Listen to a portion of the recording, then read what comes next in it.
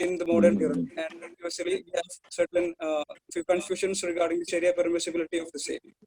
As we have a prominent personality who is an expert in our topics, so I am not entering to the theme deeply.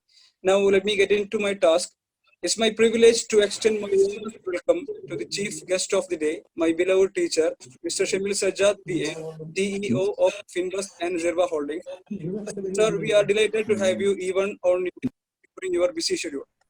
Then it's my immense pleasure to offer my heartiest welcome to the principal of our college, Dr. Syed Muhammad Shakir sir, who has been very supportive with all our events. Then I am delighted to welcome the very energetic Mr. Ibrahim sir, HOD of Department of Economics with Islamic Finance. Last but not least, it's my bounden duty to welcome the vibrant and multi-talented Dr. Sabir Nawaz, the man in charge of webinars of our college. And let me take this opportunity to extend my warmest and heartiest welcome to all and everybody here. Once again, I would like to welcome you all with great heart and humility. Thank you. Assalamu alaikum. Thank you, Muhammad Hashmi, for your delightful starting of this day, and head of the department and our team leader, Ibrahim PK, will do the chair. Sir, please.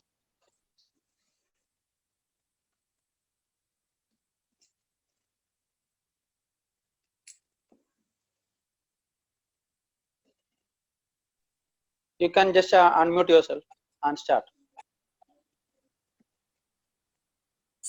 Assalamu alaikum wa rahmatullahi wa barakatuh.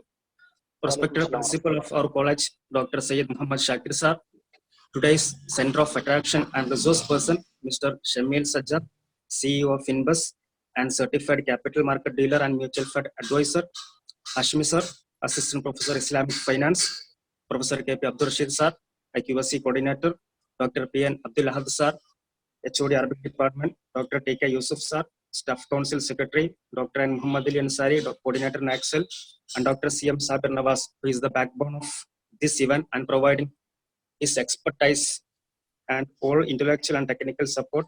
Abdul Latif sir, Jamshir sir, Assistant Professors in Economics, and all other faculty members in our institution and faculties from other institutions, students, and all other participants from different parts of the world.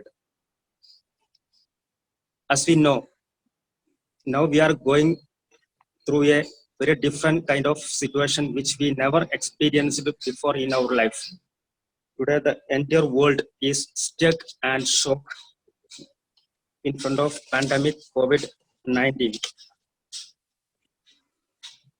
We know the impact of COVID and lockdown has very huge in our economic activities in general, in particular, and on an economy in general. And actually, this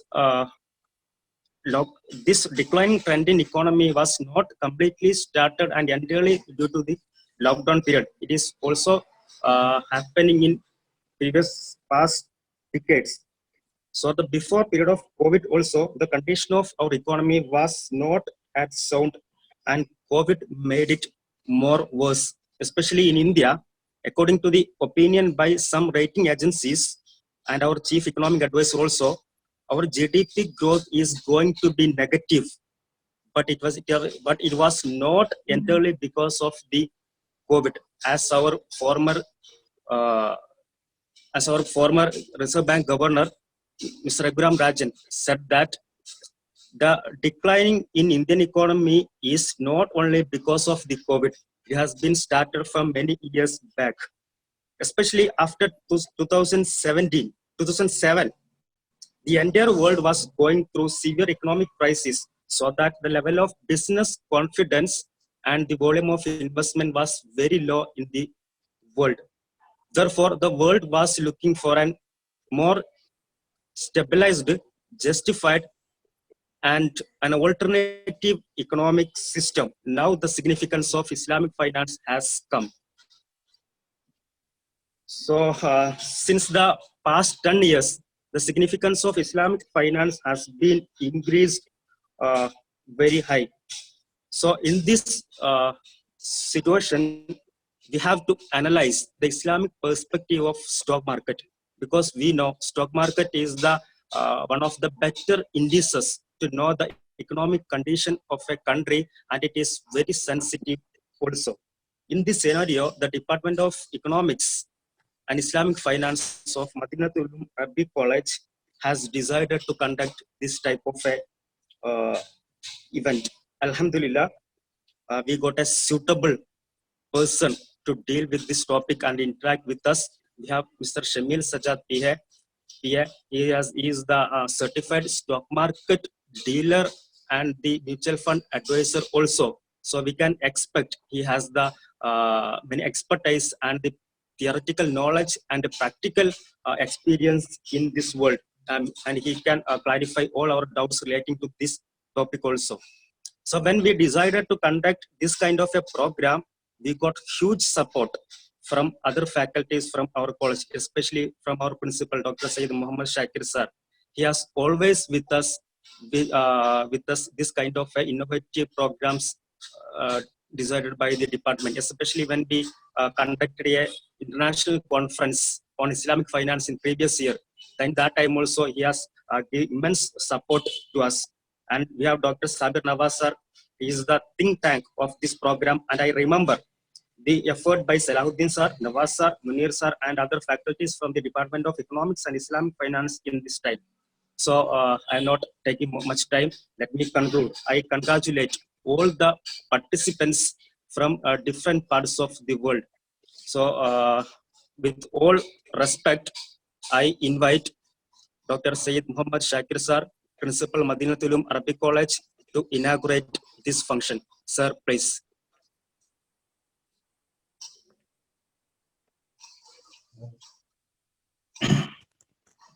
Assalamu alaikum wa rahmatullahi wa barakatuh. Alhamdulillah, wa salatu wa salamu ala rasulillah wa ala alihi wa sahbihi ajma'in.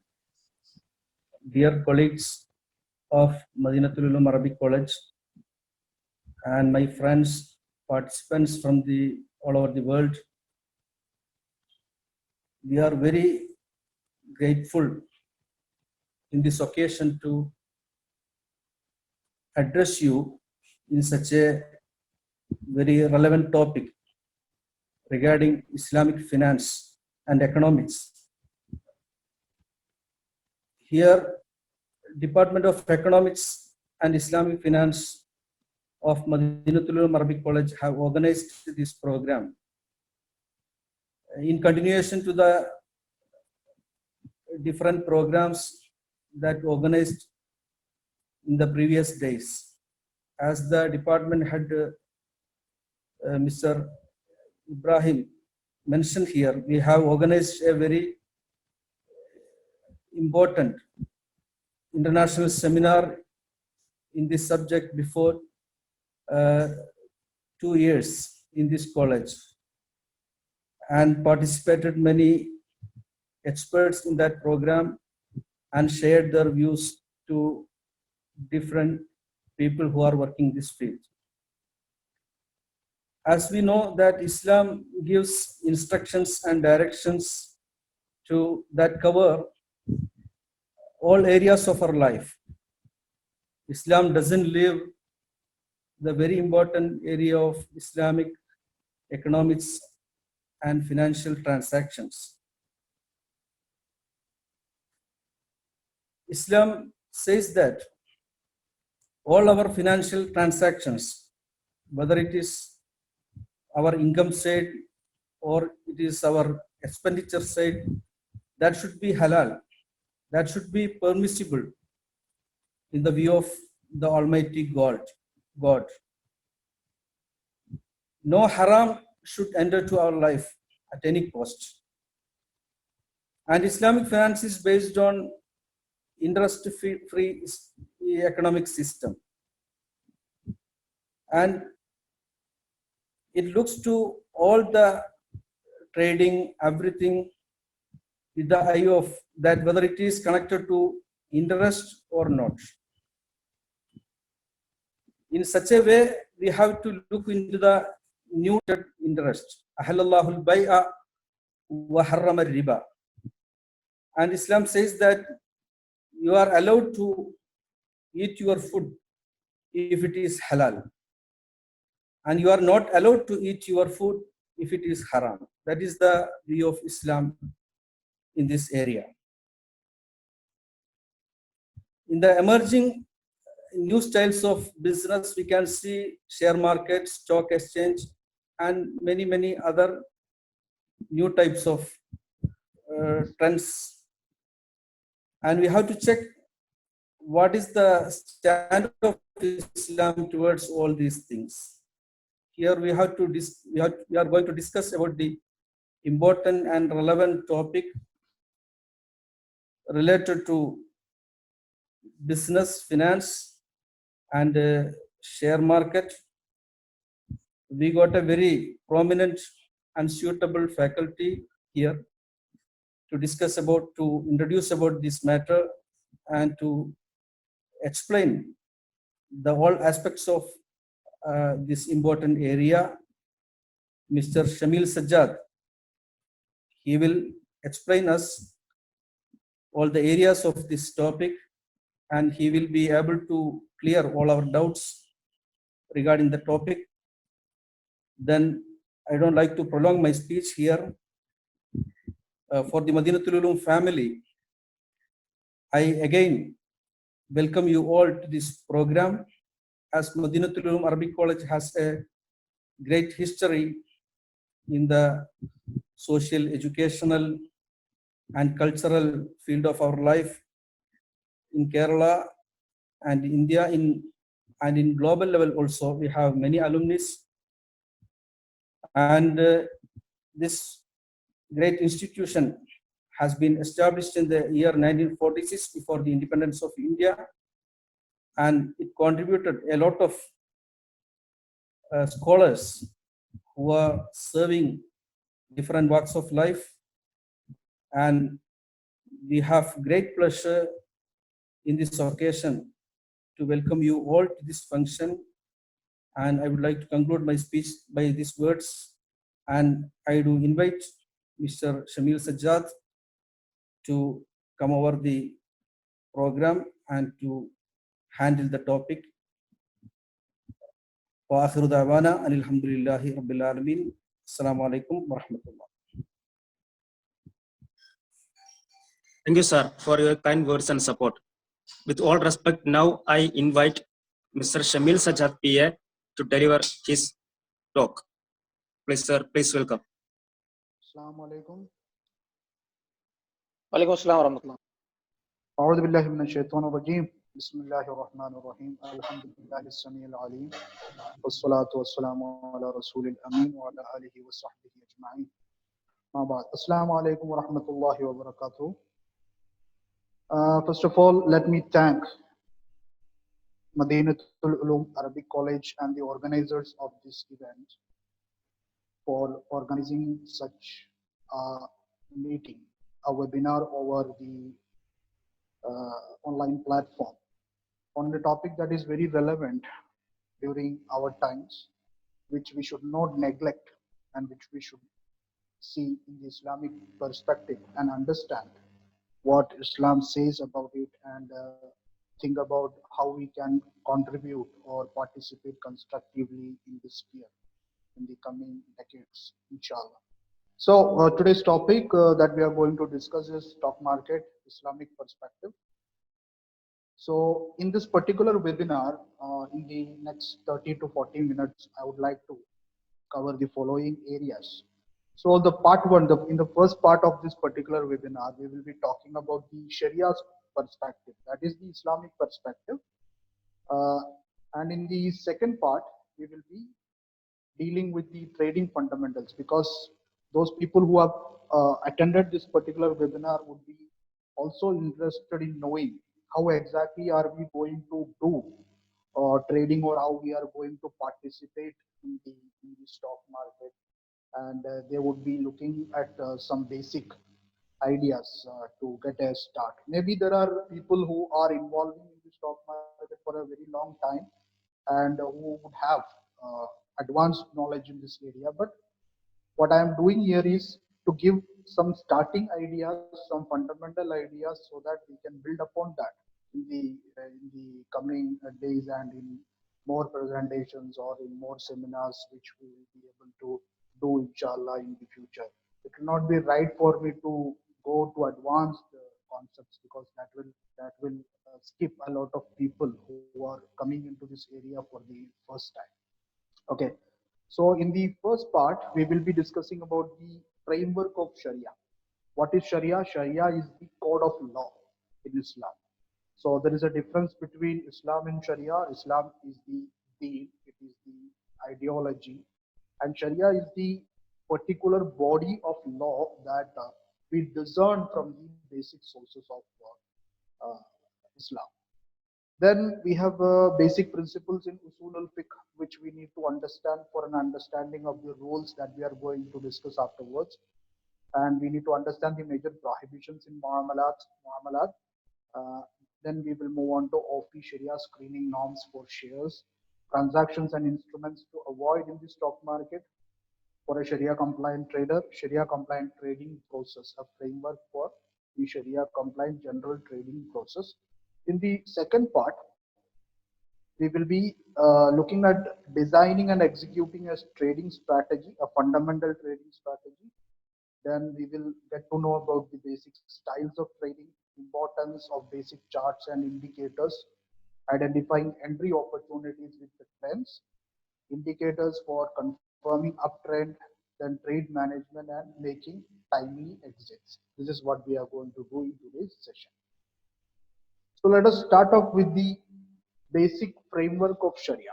If we look at this particular picture, which I hope you can see on your screens, what we can see is that the religion that is deen, that is what we are referring to as Islam, it has got a basic Sharia, and the Sharia is derived from four basic sources: the Quran, the Sunnah, the Ijma, and Qiyas. These make the sources of Sharia. We get all the rules regarding our life, which we collectively call the Sharia, from these four basic sources. Among these, the Quran and Sunnah are the primary sources, and Ijma and Qiyas. And you can also add Ijtihad to this. Anyways, those are secondary sources. They don't have any relevance without the primary sources. And towards the right and left, we can see protection and public welfare. They are put there in the sense that that is the maqasid, two of the maqasid of Sharia. What Sharia stands for, why it is there. We need Sharia. Allah has given us the deen, and we have derived a Sharia from that for the protection of the humankind and for public welfare. We can further expand that like hiflul nafs, hiflul aql, like that, but I'm not going into the details and all. So basically, Sharia addresses two areas of human life. The first is the ibadat, and second is the muamalat. Ibadat are those things in human life which comes between God and man. That is all the transactions between the creator and the creator, the created and the creature.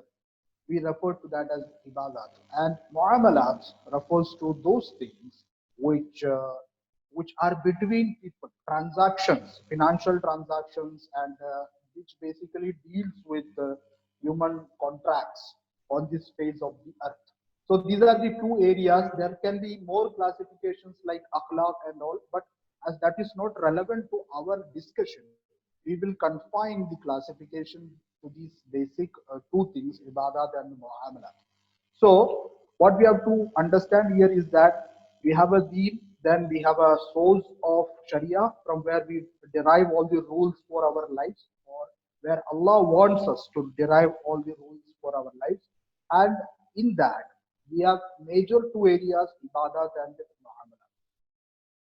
So now we would understand the basic principles, which we call the usul al-fiqh. That is the basic principles which guide the designing of laws or deriving of laws from the basic sources of Sharia. The scholars call this usul al-fiqh because these act as the fundamentals on which all the rules are derived And this usul al-fiqh, one of the usul al-fiqh is that as far as ibadat is concerned, everything is prohibited except what is permitted and commanded by the sources. Now, this clear understanding of this is very important because many people come up with a lot of doubts, like whether this is permitted, whether that is prohibited, etc., etc. If we have an understanding of this basic usul, we will be having a lot of clarity, like what it is actually that is forcing these rules on us, or what is the actual source of these rules. Okay, so in ibadat, the fundamental, the usul al-fiqh is that everything stands prohibited. Everything is prohibited by default. What becomes permitted is whatever is commanded or whatever is explicitly permitted by the sources of Sharia. Whereas in Muamala, it is the opposite that is true. Everything is permitted except what is explicitly prohibited by the sources of Sharia. So you don't have to ask whether we can eat apple, whether we can eat mango, whether we can go to school, whether we can drive a car, whether we can get into the bus, because that question does not have any relevance, because everything is permitted for you except what has been prohibited by Allah subhanahu wa ta'ala through the Quran, through the Sunnah, or whatever seems to be prohibited in the light of ijma, qiyas, and ijtihad. Okay, so Allah says in the Quran, "Khalaqalakum ma fil ardi jami'a." Allah says that everything on the face of the earth has been created for you, explicitly for you. Everything that is there is for you. It is at your disposal, and Allah has made it permissible for you. And then He moves on to the prohibition, except this, except that, except the third thing, like that. So we have to understand that everything that is there on the face of the earth is permitted by default for us. To Adam alayhi salam, Allah said, you can wander, you can go through the Jannah of Allah subhanahu wa ta'ala as you like, but keep away from that one tree. That is the only thing prohibited for you. That was the only thing that was prohibited for Adam alayhi salam. So Allah should say through the sources of Islam or the source of Sharia that this particular thing is prohibited, and we need proof for that. Nobody in the world can come to a Muslim and say that this particular thing is prohibited for you without an explicit proof that he can produce from the text, that he can produce from the sources of the Sharia. Nobody has got that power, or Allah has not given that privilege to anybody on the things of proof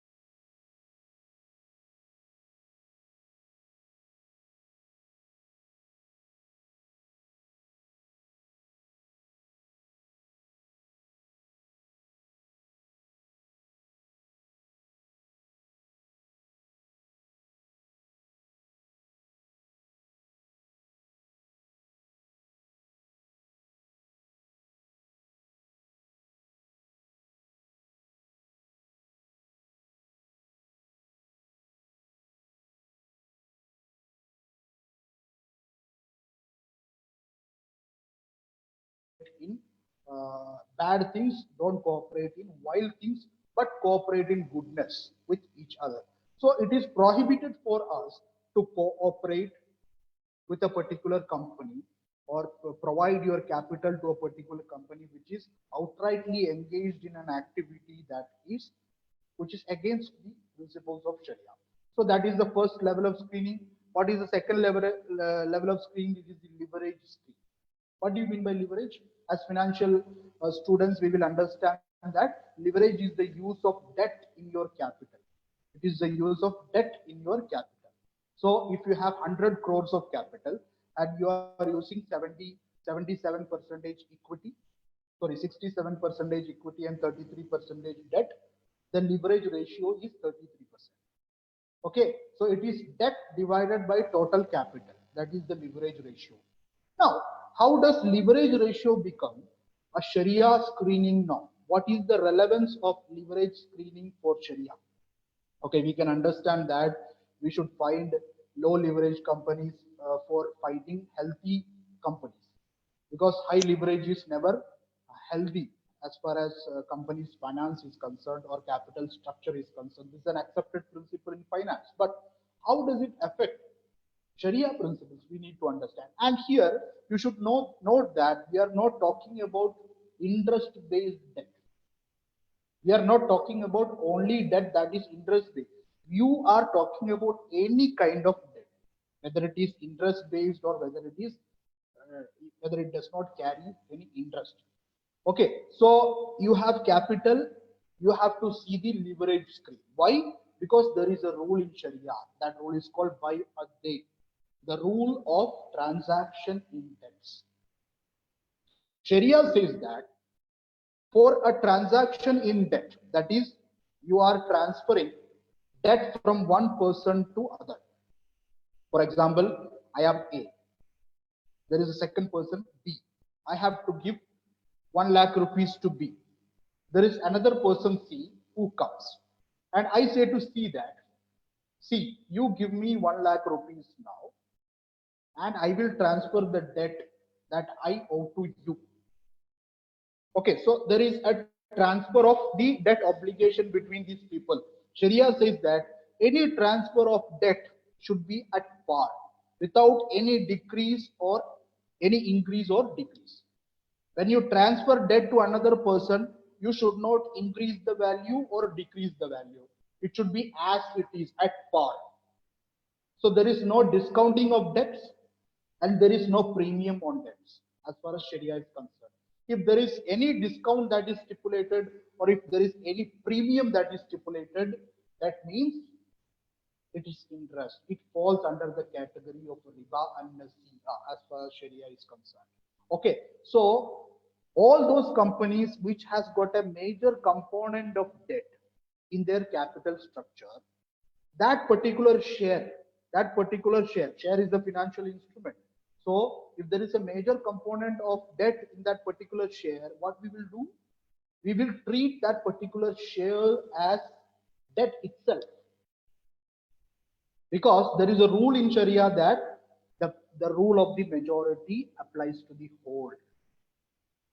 The rule of the majority applies to the whole. So if debt is majority component in the share, the rule of debt will apply to the share itself. If debt is minority component, then the rule of equity or trade will be applied to that particular share.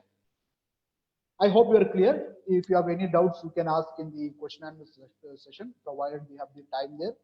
Okay, then next is the companies with liquidity. Why liquidity is important? Because there is another rule in Sharia, the rule of sarf or equality. What you have to do when you are transacting or exchanging money for money, it should be in equal quantities. You cannot increase or decrease, just like the rule in Bay ad-Dayn.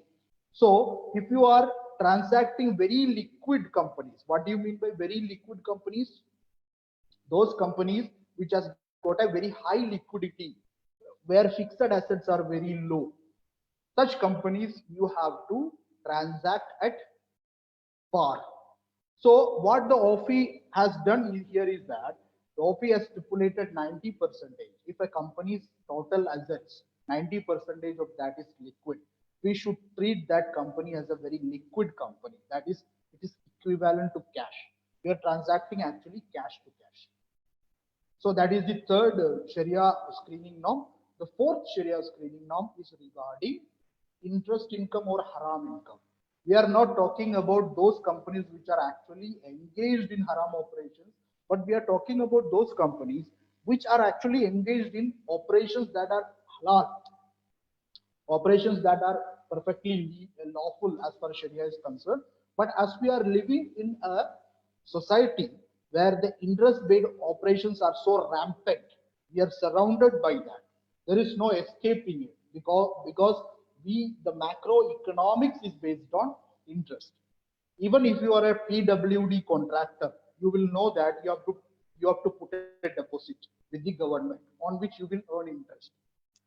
If you have to apply for sales tax registration, you have to put a deposit with the government on which you will be receiving interest. So companies will have such infiltration of interest into their income, which they are not doing purposefully. They are not doing it for earning interest, but it is a systemic infiltration of interest income to their accounts. As individuals also, we find that we are credited with some amount of interest in our savings bank accounts, although we don't need that.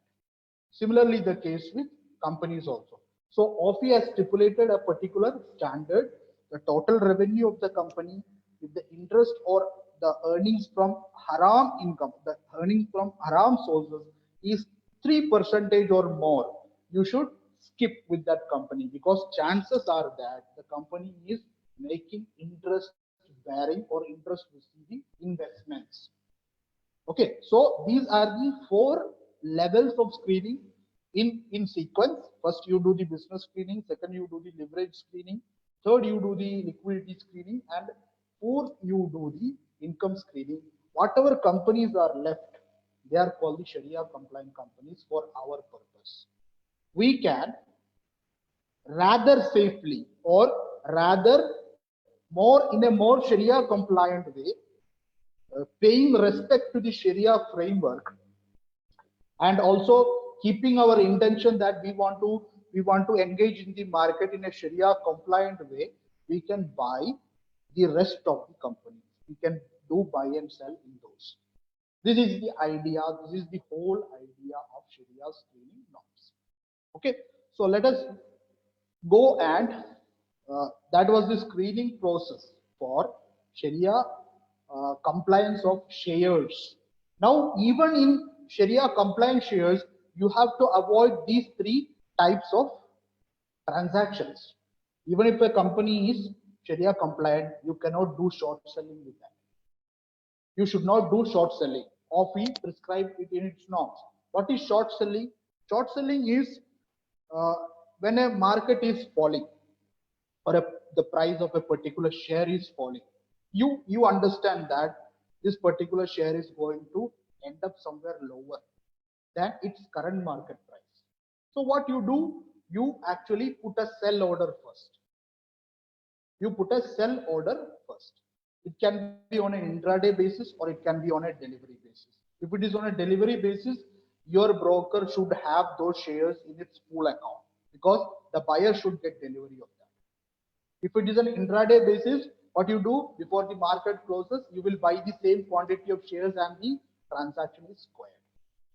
So short selling is putting a sell order on those shares which you don't actually have.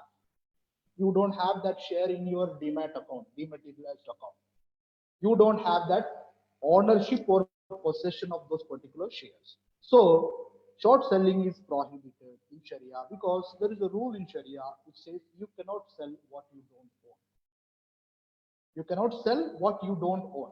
You can sell anything only if you have the ownership, if you are the legal owner of that particular property or company. So short selling you cannot do. Next, you cannot deal in futures and options as they are seen today. We have Islamic futures and options. The products are getting developed in certain countries, and you are also seeing the emergence of the Islamic futures and options markets. But we are not talking about that. futures and options as we see it today in Indian markets or in the any of the other European or the North American countries, these futures and options, according to the majority opinion of these scholars, they don't stand permissible because of two Sharia rules. As far as futures is concerned, there is a Sharia rule that either payment or delivery can be deferred to a future date. If you are deferring payment to a future date, delivery should be on spot. If you are deferring delivery to a future date, payment should be on spot. Either of the two can be deferred. One has to be on spot. Okay, so this is particular thing that is violated in futures contract. As far as the options market is concerned, it is a Video. contract. It is a contract between two people. It is a contract between two people where if one person makes a gain, the other person will definitely make a loss. If the other person makes a gain, this person will definitely make a loss. Only either of the two will make a profit or loss. So it will fall under the category of myself. So you cannot indulge in futures and options as it is seen in today's markets. Third thing to avoid is any margin that the broker gives you for taking a leverage. That is, for example, if you have 1 lakh rupees in your trading account and the broker is giving you 5 times margin, and on that margin you will be required to pay interest. Okay, if that margin is of that sort, an interest bearing sort, if it is interest free, no problem, you can avail that credit. But if it is carrying an interest, then such interest bearing margins should be avoided. It will not be Sharia compliant because Sharia clearly states that any interest bearing loan is prohibited. Okay, so these will sum up the Sharia considerations as far as the stock markets are concerned. First of all, the shares should be Sharia compliant. They have to go through a screening process, or you individually have to check whether they are Sharia compliant according to the Sharia screening norms stipulated by Accounting and Auditing Organization for Islamic Financial Institutions.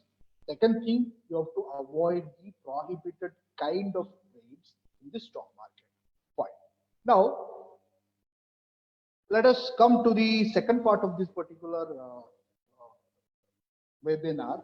Now, as we have understood the basic rules, the basic screening process, etc., let us understand how can we practically go into the market and look to profit or look to participate in the market in a creative way, right? So what we have here Sharia trading process, the basic framework where people will earn profit in the stock market in a Sharia compliant way. In a Sharia compliant way. First is you have to buy Sharia compliant shares.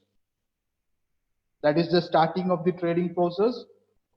Second, you have to hold it irrespective of the time. Please pay attention, irrespective of the time. It can be a very short period, like you bought in the morning and sold in the evening. No issues with that. There is no evidence that prohibits that because Sharia does not stipulate any time period for holding any asset before it can be sold. Okay, so you buy Sharia compliant shares, next you hold it, then you sell it for a higher price, irrespective of the amount of profit, then you earn a profit. This is the only way you can participate in the stock market in a Sharia compliant way. If you try to sell first, hold it, and try to buy it at a lower price, which is short selling, that has got a Sharia issue. What you have to do, you have to get into a long position first. Buy something which has got a risk element, because Allah's Prophet said, Al-Kharaj bil Laman. Profit is only through responsibility. Profit is only through taking a risk. That is this.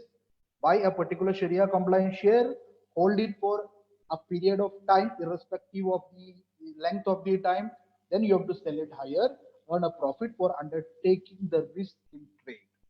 This is how trade works as far as Islam is concerned. Okay. So you have to follow this particular framework. What is the next thing? What is the next thing? So the next thing is you have to follow and design. Sorry, you have to design and follow a strategy. I am not talking about the Sharia aspect is over. Sharia aspect is over. You have understood the Sharia framework, but you want to understand how we actually can make consistent profits in the markets, or actually what is the process of making profits in the market. Then you should have an understanding of other basic things in the market, like proper trading systems, proper way to enter and exit, what are the tools required for analyzing the market, tools of fundamental analysis, tools of technical analysis, etc. That's all like it's like farming. Like you know that you should not do certain things in farming. That is what the deen tells you. It is like trading, some physical trading. You have a shop. Sharia tells you that you should not do black marketing. You should not cheat people. You should not involve in those type of transactions which are not against Sharia. But in order to succeed in that particular trade, or in order to succeed in that particular business, you need to understand that business, right? If you don't have any knowledge of that business, if you don't have any knowledge of what is happening in that business, how it can be done profitably, you cannot succeed in that particular business. The same is the case with stock markets also. You should know how stock markets behave, how shares behave, what are the factors affecting the prices to change, why there is a fall in a particular share price, why there is a rise in a particular share. All these fundamentals have to be understood if you need to trade profitably in the market. And believe me, it is not very complicated. It can appear to be very complicated because of all these new services and all, but it is not very complicated. There are certain fundamentals that we need to understand, and based on that fundamentals, we have to have a trading strategy. Everybody should have a trading strategy. Otherwise, it is very difficult uh, to survive in these stock markets, like in any other business. It's not different from any other business. So first, what you have to do, you have to design a strategy that is right for you. What do you mean by saying right for you? It will depend on the capital available with you, whether you are a high net worth individual or you are a normal person with a limited amount of capital to trade, maybe in the lakhs or in 10,000s of rupees or thousands of rupees. What is the regularity of income required by you, whether you can hold it for a long period of time, or whether you should get out of the stocks in a short period of time.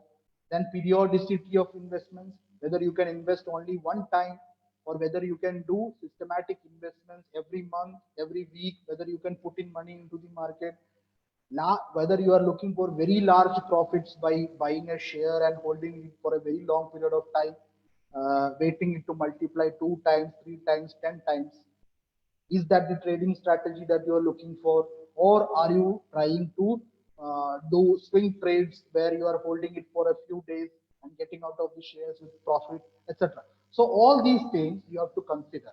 You have to understand yourself, your circumstances, etc. And based on that, you have to design a strategy that is right for you. And second thing, you have to strictly follow the strategy with discipline. One day you are a positional trader, the next day you are a swing trader, the third day you are an intraday trader, fourth day you don't know what to do because you are so much overwhelmed by what is happening in the market and you don't get a clue, and you quit trading with a huge loss. This happens to a lot of people. This has nothing to do with Sharia. This has everything to do with your trading strategy and your methods in the market. Fine. Now, I will just introduce you some basic things in the market before we wind up and move on to the question answer session. You have to understand all these things before you are going to make any move in the market. If you understand these things, it is sufficient for you. Then what you have to do, if you are a starter, just take very small amounts of capital into the market. You should consider that as a tuition fees that you are paying to your teacher for learning certain things. You find out what is your trading strategy, how you are going to trade, what is the result of the positions that you are taking, what you are doing wrong, what you are doing right. You have to spend time in the market for maybe for 3 months or 4 months. You have to give quality screen time. Okay, so basic styles of trading, there is a scalping technique. What is scalping? You are trading for small profits, right? You at 9:30, the market opened at 9:15. At 9:30, you saw a particular share rising with very high volumes. You understand that it is going to move higher. You put an order, you buy the shares, and by 9:45 or 10 o'clock, you find that the share is 6 percentage up, or 2% up, or 3% up. Because of the high supply, high demand in the market, the price has risen. The demand might be because of a particular institution is trying to buy the share in huge quantities. It can be a foreign institutional investor, it can be a mutual fund house, or some very big hedge funds, etc. Okay, as there was demand, the price rose, and at an opportune time, you sold it. 10 o'clock, 10:30. Now you have held the share only for half an hour, 15 minutes, whatever. Such trading practice is called scalping. The risk is minimal in this kind of trading because in investments, in finance, higher the time horizon or longer the time horizon, higher is the risk. You don't know what is going to happen tomorrow.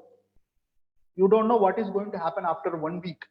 You don't know what is going to happen after 1 year. So much can happen. Nobody was able to predict that corona or the COVID virus will hit the world in such a fashion. Nobody was able to predict. Still, we are facing it. So, higher the time horizon or longer the time horizon, higher will be the risk. So, scalping is the safest possible way to trade. You get into a position, quickly take a profit, get out of that, then you're in cash. Now nothing is affecting you till you take the next position. The second style of trading is swing trading. What do you mean by swing trading? You buy a share, hold it for certain days because you see a good trend building up in that particular share.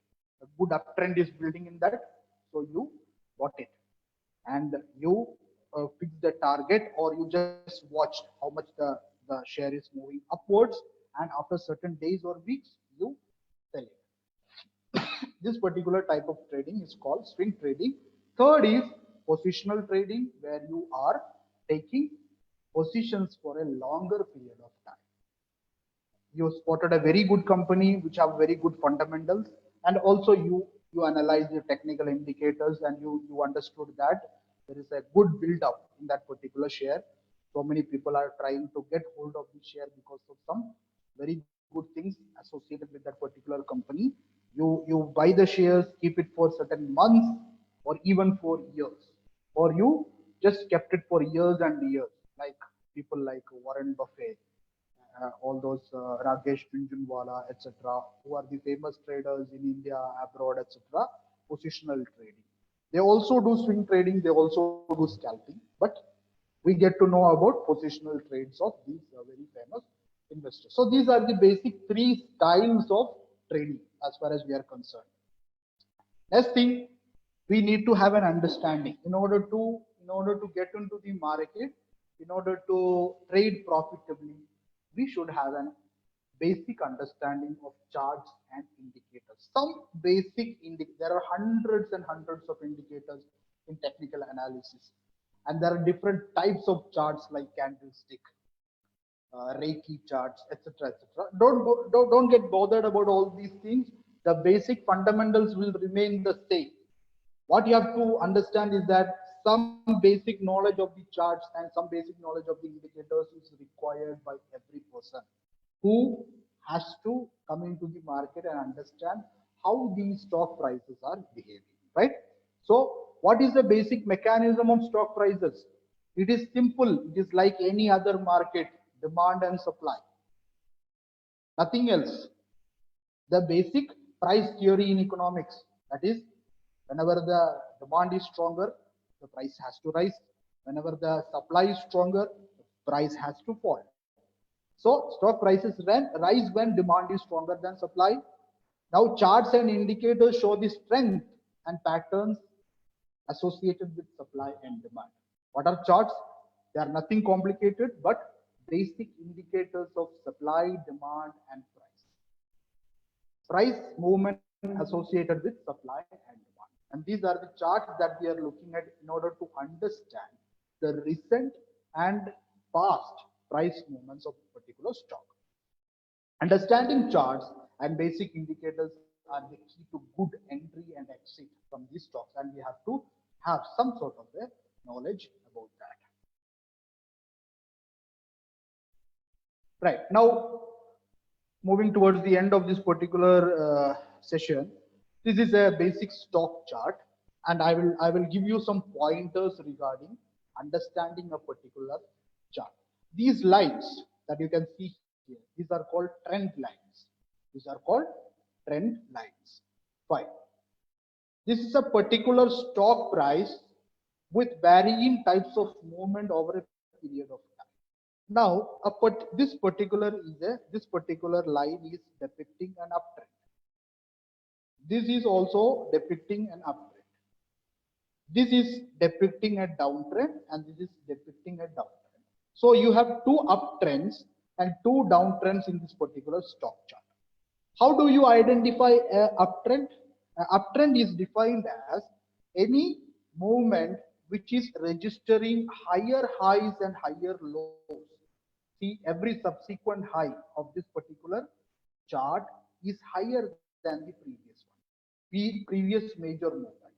Every subsequent low is higher than the previous lows. Stock prices don't move in straight lines. You will never get a stock chart like that. Like this. No, stock charts will never move like that. They always move in waves. So we have to understand what is it actually that the stock is trying to do over a period of time. If you just focus your attention here, if you just focus your attention here, you don't have a clear picture of the trend. If you just focus your attention here itself, in this particular point, you don't have a clear indication of a particular price.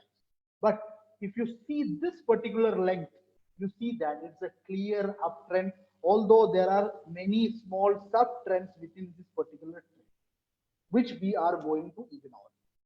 Because when you buy a stock, you will see that it is moving down. Then you will get panic.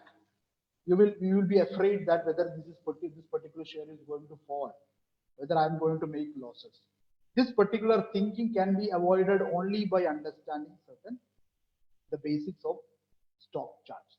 So you have to learn how to identify entry opportunities with trends by seeing stock charts. This is the first skill that you have to master as a stock trader. Fine. So we have to identify uptrends and try to enter somewhere in the uptrend, and let the trend continue, even if it is 1 day, 2 day, months, years, etc. Let the trend continue and sell somewhere higher.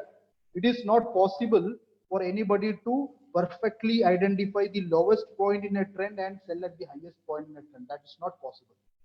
It is not possible for anybody, however big the investor is, because there is a saying in the market, you cannot time the markets. The only thing that you can do is to identify trends and make use of the trend by entering somewhere lower and trying to exit somewhere higher. Okay, I will not go into any further details because that will take a lot of time, but maybe inshallah at a later point in time if Allah permits. Now I will give you a very simple tool as people who are trying to enter into the market and trying to learn trading and trying to gain experience. By just looking at a particular stock chart, if you feel that whether it is possible to confirm an uptrend, or if you are getting doubts that whether this is an uptrend or it is just a sideways movement, what you have to see, you can use any free charting and financial websites like moneycontrol.com. It's a very popular website in India. Everybody who is involved with the markets knows with that. Moneycontrol.com, you just type the name of a particular share, you get all sorts of figures and charts with that particular share. What you have to see, SMA stands for simple moving average. SMA is simple moving average. You have to see 5-day, 10-day, 20-day, 30-day, 100-day, and 200-day simple moving average. Okay. So what you do first? First you take 5-day, 10-day, 20-day, 50-day, 100-day, and 200-day simple moving average of that particular share. Then what do? You see the current market price. CMP stands for current market price. And what you have to see, if the current market price is above at least three of these. Now you have 6 values here. You have 6 values here. You have to see at least 3. The current market price is above at least 3 of these values. You get a trend confirmation. If this is happening with a particular stock, you can be rest assured that it's an uptrend. Okay, so don't go for 1 because that can be a very weak trend or a very passing kind of a price movement. Not 2 is also good, but not enough, sufficient. For a confirmation of trend, you have to get CMP higher than any of these 3 longer term, any of these 3 simple moving averages. If that happens, you can say that is a simple way to ascertain an uptrend. I'm just giving you a tip here to understand. If you don't have a detailed knowledge of technical analysis of charts, this is something that you can use in your entries. Now, as far as trade management is concerned, you can do either focused trading. What is focused trading? Just focusing on one particular company at a time. You have 1 lakh rupees, you are going to trade with that. Just focus on particular company. Buy that. If it is below a certain price, you put a stop loss. You will not allow that particular share to fall below that particular price and increase your losses. Okay, so like for example, if you if you purchased a particular share at 100 rupees, there is a scientific way of putting stop losses, which we have to discuss on another occasion, but I'm just giving you the idea. Maybe you just said that my stop loss is 95 rupees. What you do at 95, if the stock reverses, you are expecting that particular stock to move up, but that did not happen because of some macroeconomic factors or some other stock specific reasons. That did not happen. What do? You cut your losses at 95. So the maximum loss that you will make is 5,000 rupees on your capital. Then move on to a particular other script where you will try and make up this particular loss. Another type of trading is a diversified trading, where with your available capital, you will select maybe 3 or 5 or 6 companies in which you will invest your money in a diversified way. So even if one share is not performing, if one stock or a company is not performing, there will be 2 other companies which will be performing, which will compensate your non-performance of certain other companies. Okay, this is the idea of diversification. That is another method of trading. Then there is the concept of averaging down. You bought a particular company at 100 rupees. Unfortunately, it came down. Then what you do? You buy on dips. What you do? You buy on dips. For example, I'll give you an example like you purchase 100 shares, the buy quantity, 100 shares at a price of 100 rupees. Now you have invested 10,000 rupees in a company. Your average buy price is 100 rupees per share. Now, unfortunately, the price declined. What do? You don't sell off. You don't take a loss. What you do? Again, you find that at 90, after falling to 90, the stock is showing signs of uptrend again. You buy again 100 shares for any amount. What happens? You have invested 9,000 rupees, but you have got 200 shares now. 200 shares now, and your average price is only 90. You don't have to wait till 100 rupees to make a profit. till the, the moment the price hits 95, you have broken even, and above 95 it is your profit. Unfortunately, the stock fell again. What you do? Again you purchase at a lower price, 75, you again purchase 100. Again you have invested 7,000 rupees. Now this is the total amount, the sum of this is the total amount of investment that you have made, but your average price has decreased to 88.3. Now you have to wait only till 88.3 for making a profit. So this is the concept of averaging down, which many people don't do. What they do, whenever the stock price rises, they will expect that it will reverse, it will reverse, it will reverse, but it will come down 100 to 80, 100 to 75, then they will lose hope. They will think that now it is going to become zero, which never happens with a company, unless it is a insolvent company.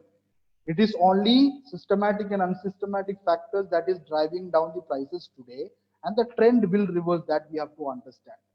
So what will they do when the loss is steep, and when the loss is very deep? They will sell off, cut out, making a huge loss. If they had to cut out, they had to cut out at a very reasonable level at 95. If they were averse to loss, they should have done it at 95, which they will not do. They will expect at that time that the stock price is going to rise, but when it has fallen considerably, then only they will book the losses, which will affect a great affect their price, affect the capital in a great way. Will depreciate the capital at a huge amount. Okay. Now the last and final thing that we have to keep in mind with particular thing is that it is not enough to make your entry proper. It is not enough to enter into a share at the right time and catching an uptrend. That is only half the story, or maybe that is the 70% or 75% of the story. Equally important, or if something that if you don't do will affect all your profits and will nullify all the good work that you have done, is not exiting at the right time. Because we know that stock prices just react to demand and supply. So as a smart trader, you should buy when it is low, sell when it is high, and it is giving you the right profits. So how do you identify exit points? Is what you do, the same method. You have got a good rally. Let us suppose you have purchased at 100 rupees. The stock rose 110, 120. Now, one mistake that people do, they see they will start thinking that the stock is going to hit at 200 rupees. Let me earn 100% on my trades. No, this is not the way stock market works. What you have to do, once you have entered, once you have got the trend right, then you should look at exiting as soon as possible, but don't exit too soon and don't exit too late. What will happen if you make it too late? Your profits will turn into losses. Okay, because there can be a huge fall in the stock. If you exit too early, it can affect your potential profits. You could have made more. So what do you do is that after the trend has weakened, after the trend goes up, it will start weakening. It will start to flatten. It will start to flatten. And what you continuously observe 5-day, 10-day, 20-day, 50-day, 100-day, and 200-day simple moving averages. Or even if you find that the stock price is getting weaker than the 5-day moving average, which is the shortest SMA, the short-term SMA, simple moving average, you can think about exiting. And no profit hurts you. Even if it is 1%, even if it is 2%, it does not hurt you, but a loss can hurt you. So what you do, you exit as soon as possible when you feel that it is opportune time. When you feel that the stock price is getting weak, you should exit and book the profits. Right? So compare the current market price with all these simple moving averages. When the current market price is lesser than 3 simple moving averages, what you should understand, the trend is getting weak. The upward rally is getting weak. It is time to exit, and exiting early is safer. You can book your profits and just be happy and enter into or make use of your funds elsewhere where you have a better opportunity. So exit from the stock and book a profit. So far what we have done here is that we have just seen the basics of what do you say, the basics of Sharia compliance in stock market, and Sorry for also interrupting. we have just seen the some basic tools for analyzing stock trends, and that is all with this particular presentation from my side, and I will pass the dais to the organizers to take it forward from here. Thank you very much. Wa akhiru da'wana alhamdulillahi rabbil alamin. Thank you, sir. Thank you very much for your such a informing and engaging lecture, and we really enjoyed it, and we got lots of knowledge regarding this very special topic. And I think it will not be cruel if we can allot little time to the honorable participants to share their views, to interact them, to ask any questions or queries. I have unmuted people who did raise hand for asking questions, and I do request all of the participants, if you have any queries or questions, we can have I think 10 to 15 minutes, or if needed, we can go beyond that. I invite Mr. S.M. Subhan to ask the first question. You can just unmute yourself. Hi, this is Suvan. See, I want to know, there is some confusion whether there is intraday is halal or not. Can you clarify that one? And I want to know whether forex is also halal or not. Okay, so there are two parts, whether intraday as such is halal, and second thing is whether forex is halal. Let us take the first thing, intraday. Intraday refers to, see, first of all, you have to define what do you mean by intraday. Intraday is simply, in essence, what you are doing is that you are buying and selling, or selling and buying, as the case may be. If you are short selling, you are first selling, then buying. If you are going long, you're first buying and then selling on the same day, without any carriage of the shares. So those people who say that there is a Sharia issue with this, what they are saying is that in the stock market, the settlement happens in T+2 basis, on T+2. What do you mean by T+2? Trading day plus 2 days. So you have a demat account with you where all your shares that you have purchased is getting credited in an electronic form. Earlier it was physical shares. So what happens is that your transaction in the stock exchange happens, then there are a lot of institutions involved in the whole settlement process. There is a clearing house, there is a depository participant, then there is the stock exchange.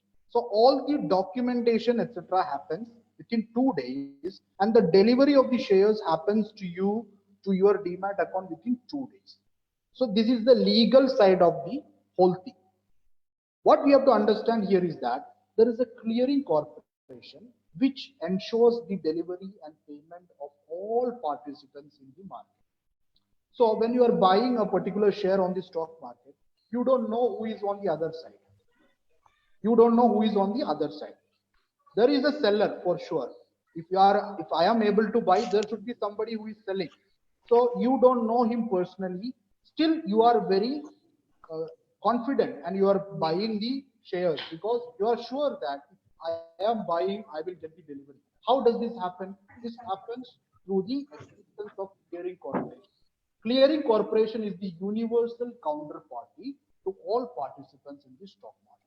So what happens is that if you buy something, the clearing corporation ensures that the delivery is fulfilled to the buyer and payment is made to the seller. So when we say that when you are buying in the same day and selling on the same day, what people say, those people who say that it is not allowed as per Sharia, what they are saying is that you have not taken delivery of the shares and you don't have ownership of the shares. Whereas this is only technical. This is only technical because if you have your money in the trading account and if you have purchased something, you have put your order there and the order has got executed, there is no question regarding delivery. You have already got the ownership. Now what is pending is the only the legal documentation, which is not an essential condition for sale. Okay. So what, according to me, as far as my understanding goes, there is no problem as far as intraday is concerned. You can buy and sell on the same day. Now, there is second thing, that is use of margin for intraday trading. The intraday trading, the broker will give you 7 times, 10 times, 15 times margin so that you can buy and sell more. Now, we cannot say there is any explicit problem with it, but this certainly increases the chances of loss on a huge scale because there is a leverage effect in finance. When you use leverage, the amount of profit will be lesser than the amount of losses if the price falls. For example, you bought it 100 at 10 times leverage. What profit you can make at 101? It is lesser than the loss that you will make at 99. That is called the leverage effect in finance. So as such, intraday, we cannot say that it is profitable. But it comes with a caveat that if you are leveraging your position in intraday with the money that you are going to leverage that you are going to get from the broker, you will face a situation where it will be very difficult to sustain the trading for a long period of time because official studies show that 90% of the people intraday make losses. Only 10% people are able to succeed with leverage intraday trading. Normal intraday trading, whatever you are buying with your own money, no problem at all. Only leveraged intraday has got a issue, that is safety of the investor and trader. There is a high risk and might be you will fall into error. You are hurting yourself, you are not able to control it. I hope that answers the first part. Second part, just a minute. For foreign exchange, the forex market is a futures market. The global the global foreign exchange market is a futures market, and no futures transaction is allowed on currency as per Sharia, because it violates the rule of SURF. It violates the rule of SURF, that is, you have to do it on spot, and you should not change the values on a futures contract. So futures currency market, majority of the people, majority of the scholars, they don't allow it and they are citing reasons from Sharia. Thank you. It's wonderful explaining, and I do request Dr. Yusuf Nalagat to raise your comment. Sir, please. Dr. Yusuf Nalagat. And also, I request honorable resource person to have a look in the chat box. Then you can go through all the questions and comments. It will be beneficial for all of us. Dr. Yunus, you can just unmute your microphone and. Hello. Yes. Hello. Yes, sir. Yes, sir. Please. I have two questions. The first one is, what about commodity trading when actually the commodities are neither available and never transferred? Second question is, somebody knows that the prices of one particular share is increased due to bull operation. Is it appropriate to buy those shares at that time? Okay, sir. Thank you very much for raising these important concerns, and our research person will comment on it. And also, I request all the people who have raised their hand, don't unmute now. Whenever you get a chance to ask questions, that time only you can unmute. Otherwise, lots of noises are coming. I think you are understanding my point, and I humbly request Mr. Shamil Sajjad like to respond the raised comments from Dr. Yunus. Yes, Yusuf sir. So the first question, in commodity market, you're saying that there is no delivery happening, which is not right. Commodity market has got a delivery mechanism. Although it is a MCX is a futures market, what happens is that if you keep your futures contract till expiry, that is when the expiry day comes and you have not sold or you have not squared of this particular futures contract, then you will have to take delivery by paying full amount. For example, if they were allowing 10% margin for something, for a commodity which is costing 5 lakh rupees, you just put in 50,000 rupees and you entered into a futures contract, and within the time period before the expiry you did not square off, definitely you can, what you can do is pay the full amount, 4,50,000, whatever is the shortage, take delivery of that particular commodity. For example, it can be crude oil, it can be copra, etc., etc. But what the exchange does is that exchange stores that particular commodity in a warehouse under the purview of that particular exchange. For example, if you are dealing in cash crops, for example, commodities like pepper, you have an exchange MCX warehouse at Wagaman, near Wagaman in Idukki, which is close to the market. Okay, so it is the notion that delivery never happens in the commodity markets is not right, because that particular notion comes to you because many times we don't understand the macro structure of the market. We just understand the screen operations in the market and we ignore the macro operations of the market and the macro structure of the market. Okay, so delivery is happening, delivery is possible, and it is not necessary that you should take delivery. That is the only thing with commodity market, commodity futures. So as far as futures is concerned, even Salam, as it is explained in the book of Hadith, Salam was a contract in which only the delivery was only on a future day, but payment was done on spot. The only problem with the only Sharia issue or the difference of opinion regarding commodity futures is that whether it is permissible to pay only a part of your total amount on spot and defer, and there is certainly difference of opinion among scholars. It is not 100%, there is no ijma between scholars regarding any commodity transaction of a futures nature can be halal without paying the full price. So those people who say that for that particular transaction to be valid, you have to pay full 5 lakhs if you are buying 5 lakhs in commodities. Just paying 1 lakh rupees and then having a title to the whole futures contract cannot be valid.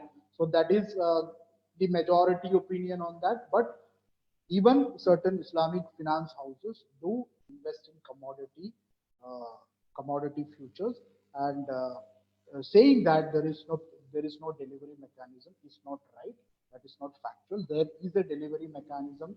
There actually it gives a great advantage to the participants because they don't have to store all these bulky commodities in their own warehouses, where it will be very difficult. Everybody cannot do it. So if you are buying pepper, if you are buying copra, if you are buying crude oil, the delivery, the storing, everything is taken care of by the exchange. So it is a very good service. Second thing, what you have asked about is bull operation. See, let us first understand, as I told you in our particular presentation, the webinar, the slides, how does the price of a particular commodity rise? Anything, shares or commodities or any other items, it is because of a strong demand. A demand which overpowers the supply is what is driving up the prices. So what happens in the stock market is that there are two classes of, broadly there are two classes of investors: the retail investors and the institutional investors. Retail investors are investors like us, or traders like us, who go there with small amounts of money, lakhs of rupees, and who are trading in the market by buying certain shares in a limited manner. But institutional investors are those investors who have a lot of money. Why do they have a lot of money? Examples of institutional investors are mutual fund houses. Mutual fund houses plot a lot of schemes and they take the money from the market and they have to buy shares for the investment of this particular money. Then you have foreign institutional investors, which are institutions like the Indian institution, but they are based out of the country. They can be US based institutions, they can be European institutions, etc. Then there are big hedge funds. So when these people, when they are getting into a particular share, they might be requiring shares in lakhs. They want shares in lakhs. The number of shares that they are going to buy is very high compared to retail investors. So how can they do it? The moment they punch in their orders, that is, for example, if they are buying, say, for example, Tata Motors, if a particular institution is buying 10 lakh shares on a particular trading day, it is very obvious that they are not going to get 10 lakh shares at a fixed price from the market, because when they punch in a large number of orders, the demand is jumping compared to supply. You don't have that much supply on that particular day on that particular stock in the stock market. So when they punch in a huge number of orders, the stock price just goes up. This is what we call rally. This is not operation. This is not illegal. This is normal market mechanism. What is illegal?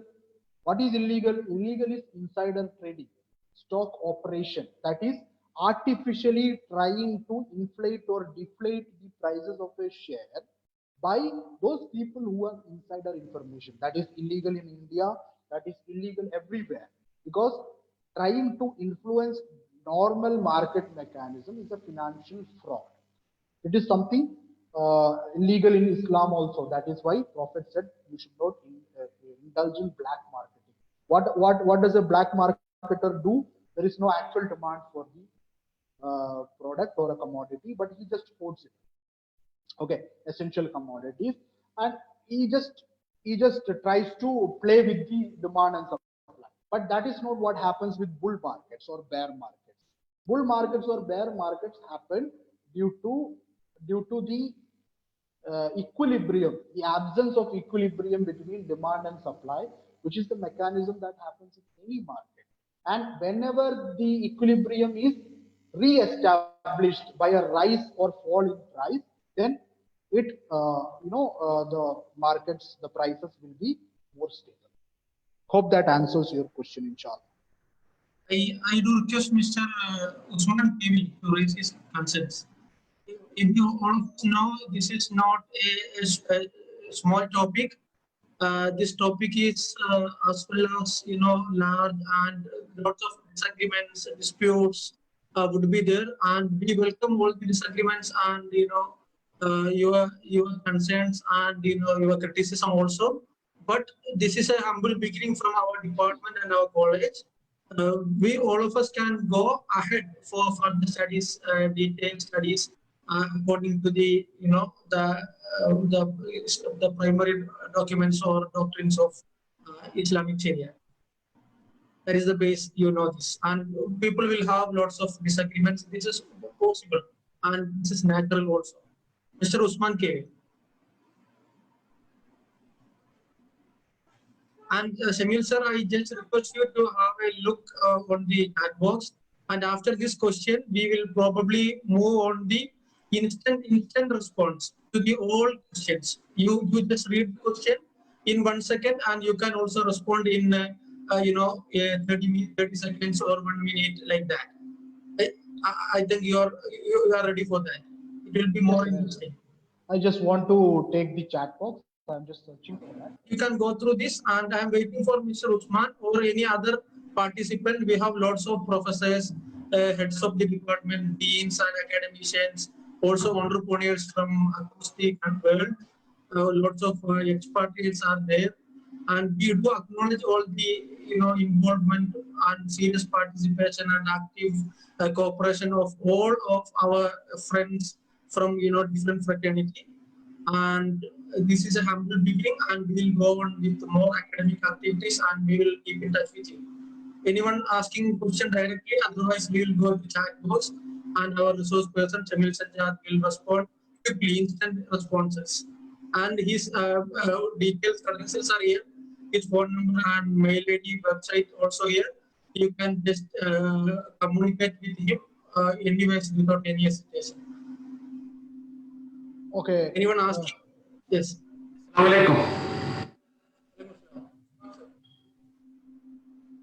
My name is Usman. I'm calling from Doha. My question is,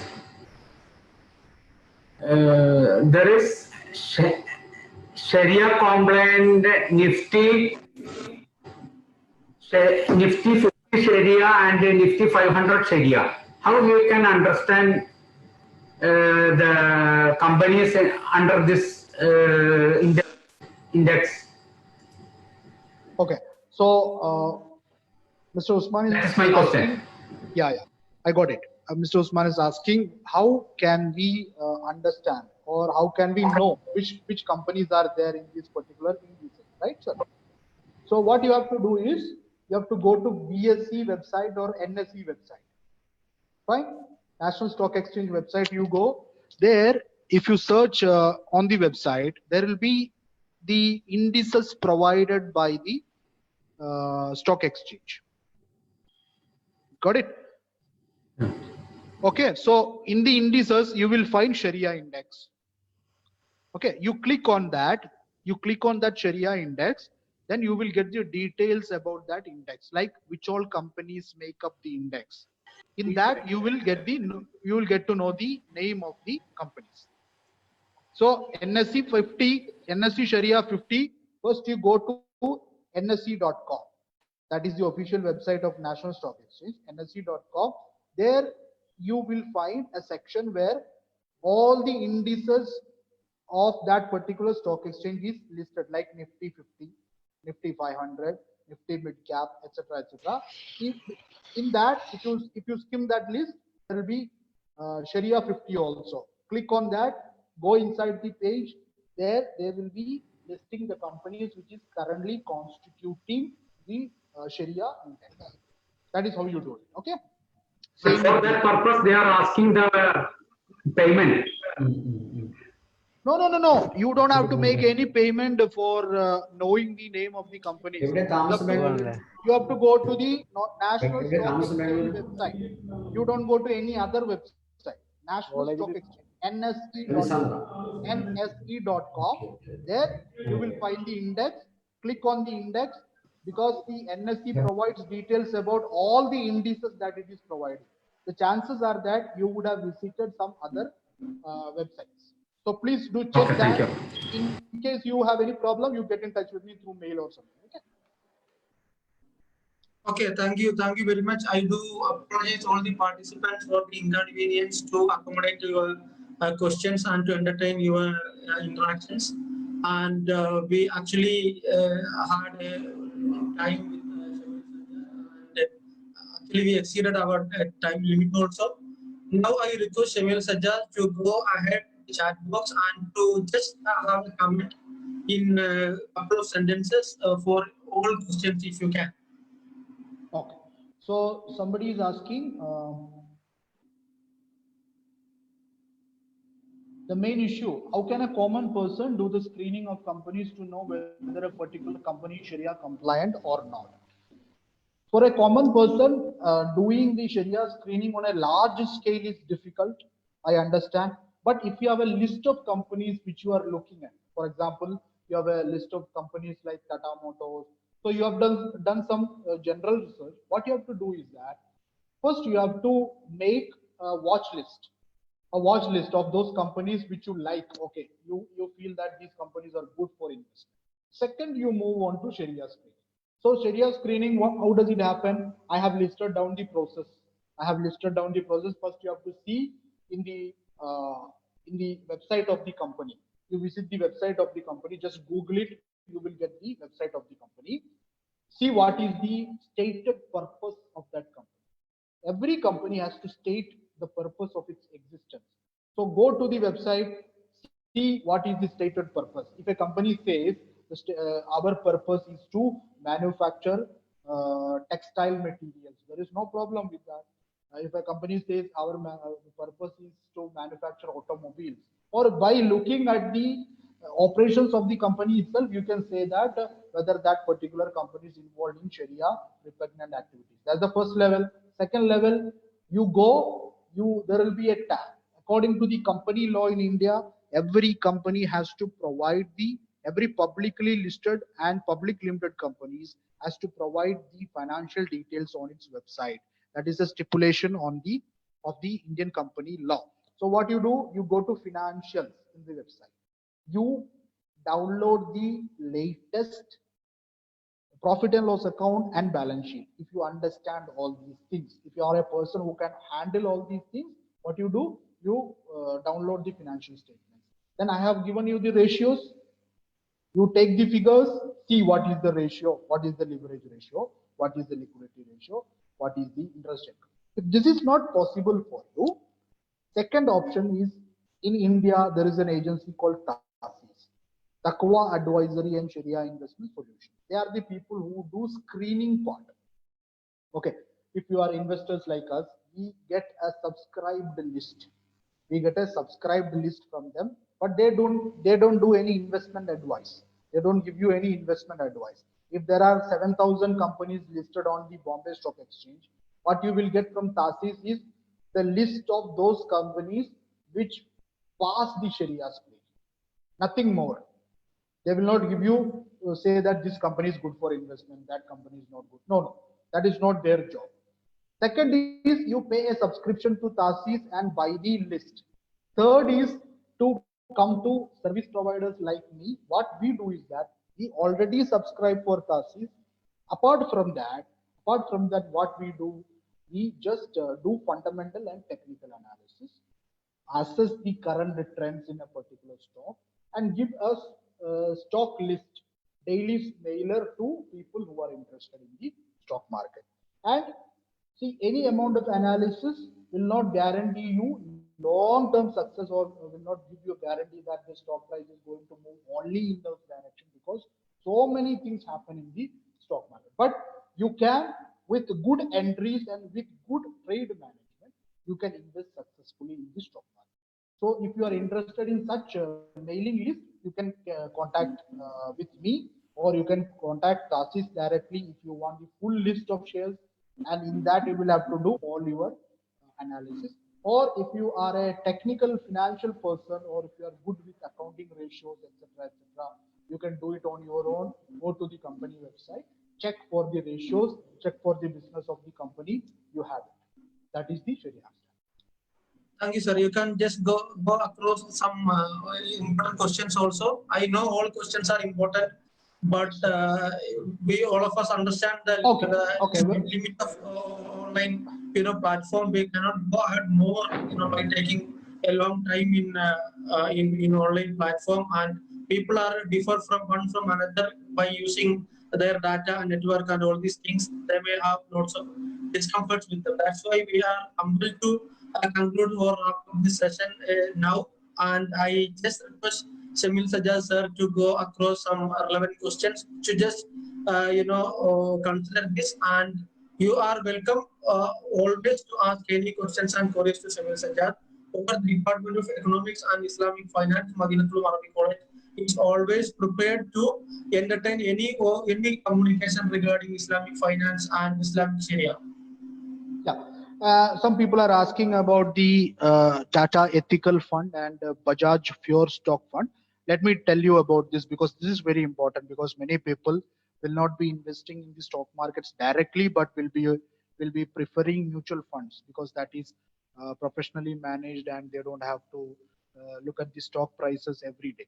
So Tata Ethical Fund is the first Sharia compliant, Sharia certified mutual fund scheme in India. It was launched in 1996, and if you go to Tata Asset Management Company's website, search for Tata Ethical Fund, or just Google Tata Ethical Fund, you will go into the Tata Asset Management Company's website. There you will find in the scheme information document or the section where the company says, because every mutual fund scheme has to mandatorily give you scheme information document. That's a legal requirement. In the scheme information document, you will find the objective of the scheme. What is the objective of the scheme that particular scheme is trying to accomplish? In that, they have written down, this is a scheme, this is a mutual fund scheme which is managed according to the principles of Sharia. So they have a Sharia advisory board for that. So what they are saying is that Tata Asset Management Company has got hundreds of schemes. Every mutual fund house will have a lot of schemes. Within that, one particular scheme is Tata Ethical Fund. They have named it Tata Ethical Fund. And the objective of that scheme is to make investments according to the existing Sharia screening norms. So they follow the screening norms which we have discussed in this particular webinar, and they screen out all those companies in which the Muslims cannot invest. And they will give you a portfolio in which only the investments will be made only in those portfolio, so that your investments are Sharia compliant. This is the first mutual fund scheme in India which announced that it is a Sharia compliant scheme. Second thing is Bajaj Pure Stock Fund. Bajaj Pure Stock Fund is a scheme which is just like a mutual fund scheme, but it is a ULIP plan. What is a unit linked insurance plan? It is an insurance plan where the investment of your money, the premium will be invested in a mutual fund scheme, and your insurance value will be related to that particular fund value. So the problem with the traditional policies like the LIC's policies and all that we had is solved to an extent with ULIPs. And in that Bajaj Pure Stock Fund also, it is a Sharia compliant fund, just like the Tata Ethical Fund. The premium that you pay, that will go into a mutual fund scheme that will be invested only in Sharia compliant companies. And on top of that, there is an insurance, life insurance coverage also. That is the difference between Tata Ethical Fund and Bajaj Pure Stock Fund. Bajaj Pure Stock Fund is a ULIP, unit linked insurance plan, whereas Tata Ethical Fund is a mutual fund scheme.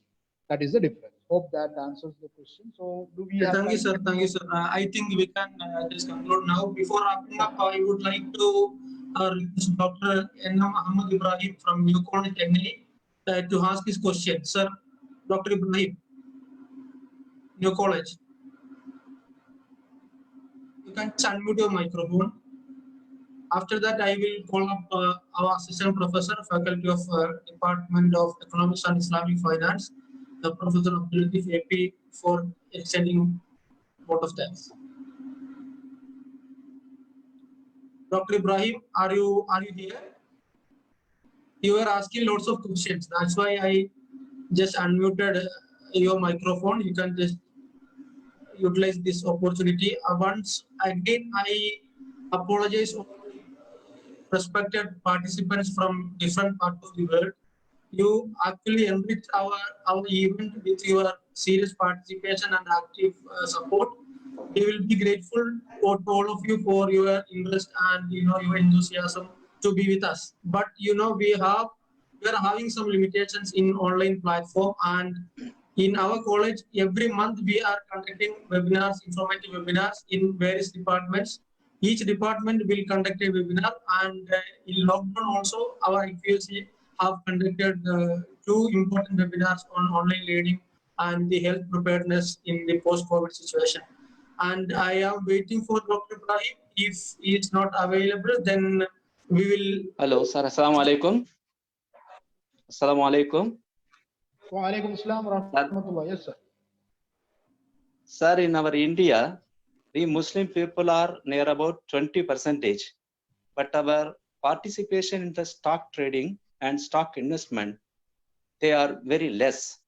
Why don't our Islamic institutions, Islamic organizations establish a separate Islamic Sharia compliant mutual funds by which all the Muslim society of India who do have their money for investment can make without any hesitation in the stock trading and stock investment? Why people are trusting only in Tata Mutual or Bajaj Mutual Funds? Why don't we have a separate exclusive market in which not only the Muslim Society of India, but also other people having trust in these trusted funds invest widely? Why don't we have such a platform for Muslim society? This is the question. Thank you, sir. Thank you, sir, for raising this such a relevant and timely question. And our resource person finally respond to it. And after that, we will wrap it. But and also, I do inform all of us the program is uploaded in Facebook. Once was a live Jazakumullah. stream in Facebook, and also we will upload the video, the complete video in our YouTube account also. Jazakallah. And one more announcement. I do request all the participants to submit the Google feedback if you wish to get the e-certificate, and if you wish to modify this program to help us and support us for betterment of our events. Sir, please. Yeah. Shamil. So, sir, the problem that you have pointed out is very, very relevant. Statistics tell us many studies of many commissions appointed by the central government from time to time, Raghuram Rajan Committee, etc., has pointed out that the participation of Muslims in India, although they are 13 to 14% of the population, is less than their representation in civil services. So our representation in civil services, we know that it is very low. Our participation in the financial markets and financial institutions is still lower than our participation in the that is the situation. So that is the situation. Now the second part of your question: why are we not able to, or why anybody is not coming up with such institutions? Now, first answer answers the second answer also. We don't have any representation in the financial markets. We don't have any know-how of the financial markets. We don't have competent people who can float institutions in the financial markets, which is of a national presence. We have many institutions which are very regional, very small, but we don't have any institution that is of a national scale and repute, just like other big institutions and banks, because we are simply not capable of that because of our long-term non-participation in the financial markets. Now, there is an approach, there is a disposition in your question, because what you asked is that why are we going behind other people? Why can't we do it on our own? This is not a healthy attitude. Why? Because we are living in a plural society. We cannot have our own compartments in a plural society. Trying to create our own compartments in a plural society is very, very unhealthy, because what it will do to the community is that it will alienate the community further from the mainstream. So if you say that, when they say, okay, we understand that we have certain beliefs, we have certain rules to follow, fine, that is the end of the story. You observe those rules, you understand that you have to follow certain instructions by the dean. Then if you have understood that, that is the best part. Next, what you have to do, you have to search for existing opportunities. You have to search for existing opportunities. Why should we say that? Why should we go behind Tata in order to invest in their mutual fund? Rather, you should say we congratulate the Tatas for bringing at the mutual fund like that, because Tatas is managed by a Parsi community. You know, the Tatas are Parsis. They are also more minority than us. Parsis are very, very small minority in India. They are very huge industrialists. Now, if they are floating a mutual fund scheme for people who have very small representation in the financial markets, they are doing a good service to you. Why don't you say that we appreciate whatever opportunities available now, invest them. The only reason why more mutual funds and more institutions did not come up in India is because of the lack of response from the community to the opportunities presented to them. If investments in Tata Ethical Fund were satisfactory and very good, They would have come up with more financial products which are Sharia compliant. They would have hired more people to in their Sharia boards, and they would have come up with more products in which we could have invested. But we are not doing that. We always say that we have to do it on our own. And when we say that we have to do it on our own, each and every section in the community will start saying that, no, we will do on our own. We don't follow. This is not a healthy disposition at all. What we have to see, we have to just go see what Tata Mutual Fund is doing, what Tata Ethical Fund is doing. They have just explained their methodology on their website, what we are doing with your funds. We have just taken your fund and we are investing in such and such companies. First, respond to that. Improve our participation in the financial markets rather than running away from it in a productive way, following your principles in whatever way you can. Because even Deen is asking us for that only. Allah does not impose anything on a soul which it cannot do. So defeating the whole system and creating our own system, rather than thinking like that, we should try and incorporate ourselves to the existing system, change slowly. Within the fabric, we have to create our own space, and we have to grow along with the mainstream. That is the healthy way of progress. Hope that Thank you, sir. Thank you, sir, for this vibrant answer. Actually, this is the need of the hour, and we cannot go separately beyond from this plural society. And Islamic finance, if the name denotes it's Islamic, only an Islamic topic, this is a general topic. Countries like UK and all Western countries are coming behind this area, and they are starting Islamic banks and all these things. And we are opening a way to all of us. But unfortunately, Muslims are very less and very backward in this topic or in this area, in the investment and all these things.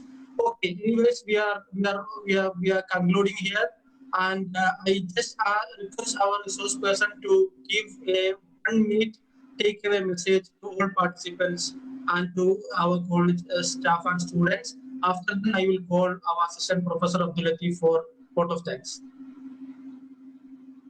Shamil sir, a takeaway message from you.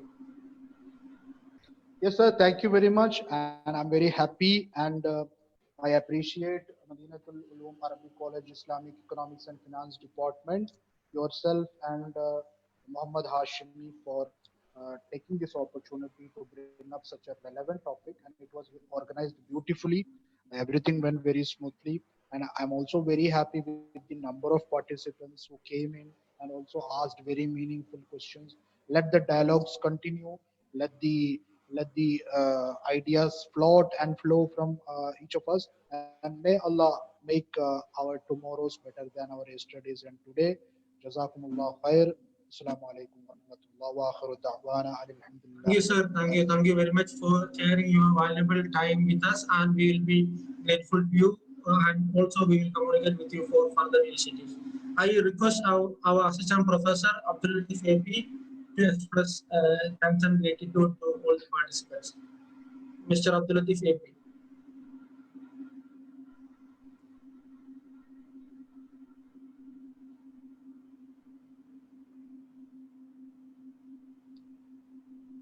You can unmute your microphone.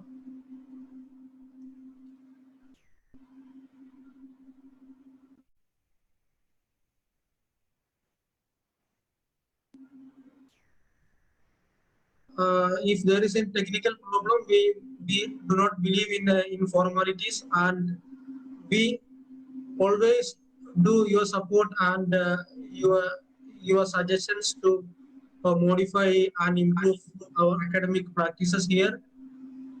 And I think Abdul is, I already mentioned you, all of us are actually struggling with the problem. If the governments and the authorities are promoting online education, but a country like India is not possible nor practical, people are, dying with starvation and unemployedness. How can they afford all the, the 5G or 4G things? It is not possible, and the Wi-Fi connection is not still a dream in 70% of Indian houses, and we do understand. And Abdul Latif sir, are you here? Yes, yes. But you have to unmute your mic, Abdul Latif. Unmute. You are mute now. We can see you, but we cannot hear you. Unmute yourself. Okay. Okay, you Sir? can start. Yes. Am I audible? Yes, Pakka. Assalamu alaikum wa rahmatullahi wa barakatuh.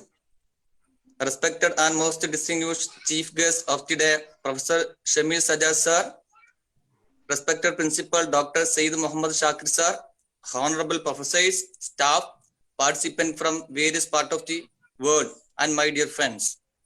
I deem it a great honor to propose the vote of thanks to all who have helped us in making this seminar such a resounding success. First of all, I would like to thank our chief guest, Mr. Shamil Sajjad sir, for gracing today's seminar. Thank you, sir, for your interesting and thought-provoking address, making excellent presentation, and making this seminar very interesting and meaningful. I would like to express our profound gratitude to our principal, Dr. Sayyid Muhammad Shakir sir, for his great support to conduct this seminar. I am very happy to express my gratitude to our HOD, staff members, and other participants who have made this seminar a grand success. I would like to thank the coordinators of all the event for making this seminar a great success. Once again, I thank all for your cordial coordination. Thank you, sir. Thank you, Mr. Abdul Latif. And I also request all the participants, we have shared the Google form of feedback here in the chat box. We will continue the meeting for more 5 minutes to submit the feedback if you wish to get e-certificate, and also we need your suggestions and criticism to improve our academic things. Our meeting is officially dispersed here, but we will wait for the remaining people to submit their Google form. Thank you. Assalamu alaikum.